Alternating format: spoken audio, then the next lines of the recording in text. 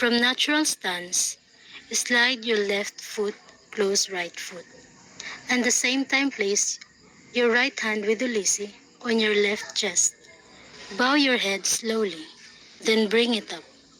Finally, slide your left foot back to the left, return to natural stance or normal positions.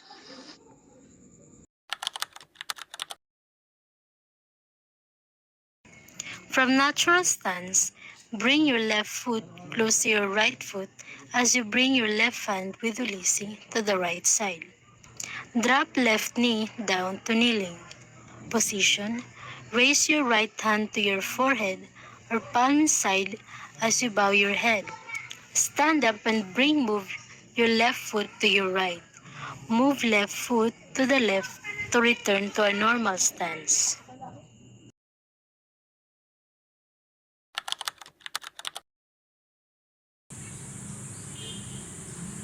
Number 1. Natural or normal stance. Legs spread about shoulder width apart. Hands holding opposite ends of the ulisi. Number 2. Attention or close stance. Feet close together with right hand holding the ulisi on left chest. Number 3. Forward stance. Move right foot forward from a natural stance and slightly bend knee to assume a forward stance. Number 4. Deep stance. Slide right foot farther forward from a forward stance to assume a deep stance. Number 5. Deep diagonal stance. Slide right foot slightly to the right from the deep stance to assume a diagonal stance. Number 6. Back stance. From forward stance, slide right foot slightly to the left until heels are in the same line. Bend both knees slightly and shift much of your weight to the near leg. Number 7. Cat stance. By retracting right foot closer to the left foot from back stance, toe of right foot on the floor, heel up with 90% of body weight on the left foot to assume cat stance. Number 8. Hook stance. From a natural stance, place right foot behind left, right heel off the ground and most of the weight on the foot. Number 9. Straddle stance. Spread your legs about twice the width of the shoulder. Weight evenly distributed between the legs. Strike angle 1. Forehead strike to the left ear, left face, right foot forward. Strike angle 2. Backhand strike to the right ear, right face, left foot forward. Strike angle 3. Forehead strike to the left shoulder, right foot forward. Strike angle 4. Backhand strike to the right shoulder, left foot forward. Strike angle 5. Forehead thrust to the abdomen, right foot forward. Strike angle 6. Backhand thrust to the abdomen, left foot forward. Strike angle 7. Forehead strike to the left knee, right foot forward. Strike angle 8. Backhand strike to the right knee, left foot forward. Strike angle 9. Forehead thrust to the chest, right foot forward. Strike angle 10. Backhand thrust to the chest, right foot forward. Strike angle 11. Forehead strike to the top of the head, right foot forward. Strike angle 12. Backhand strike to the top of the head, left foot forward.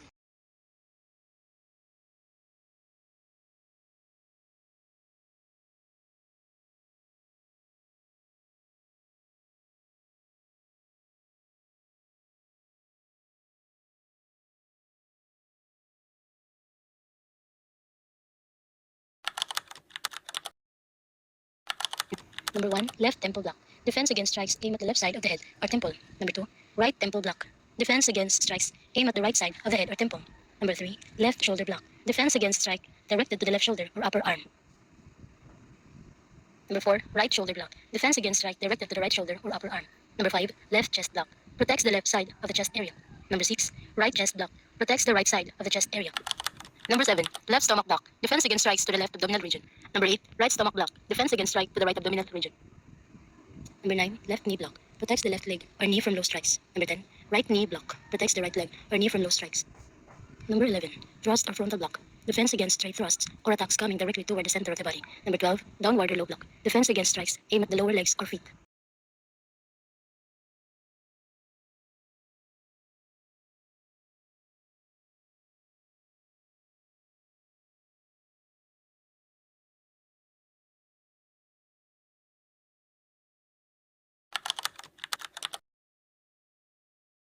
The first strike is X strike.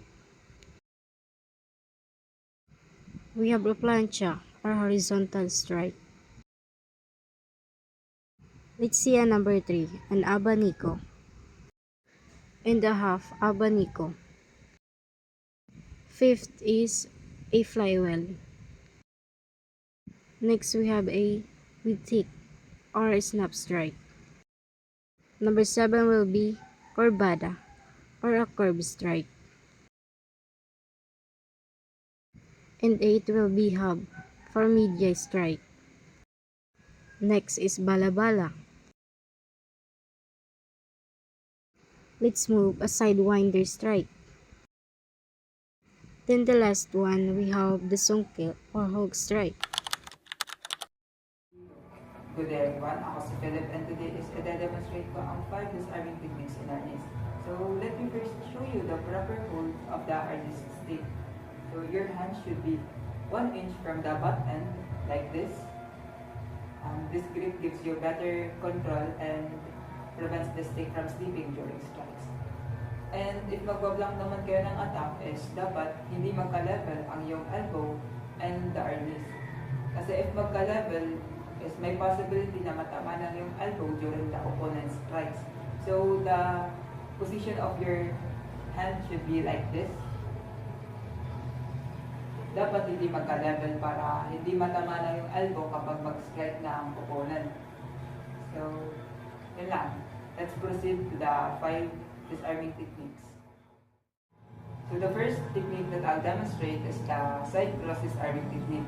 So this technique is my first step, which is the block, then hawak sa harness, then strike sa kamay, then sa ulo.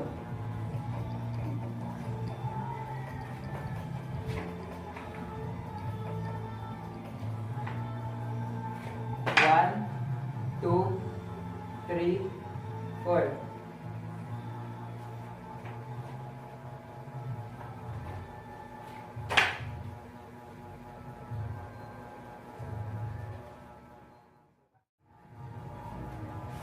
So the second technique that I'll demonstrate is the X disarming technique. So this technique is my first step, which is the block. Second is hawak sa harness. Then third is papasok mo yung butt end ng yung harness ng pag ganito. Then fourth is strike.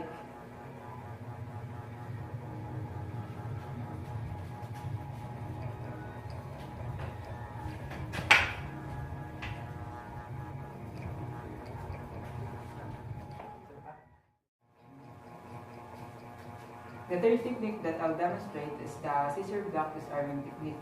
So this technique is my 4 steps, which is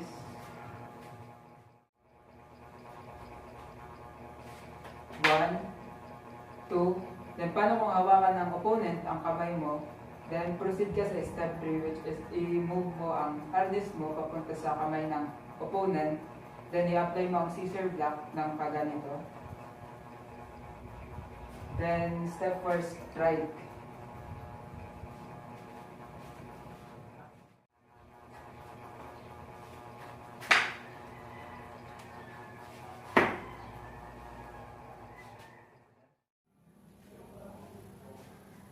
So the first technique that I'll demonstrate is the snake circle disarming technique.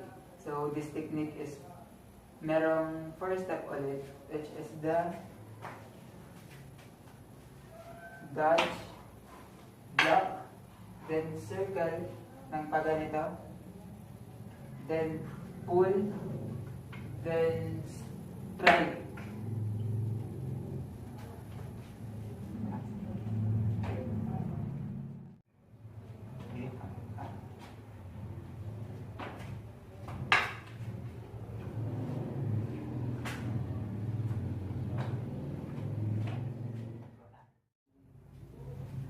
So the fifth technique that I'll demonstrate is the overhead disarming technique.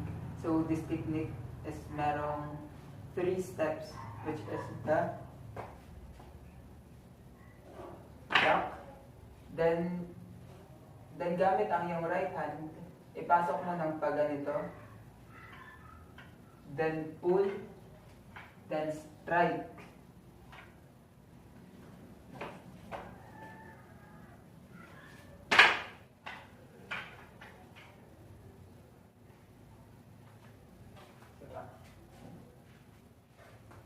So, yun lang ang 5 disarming techniques.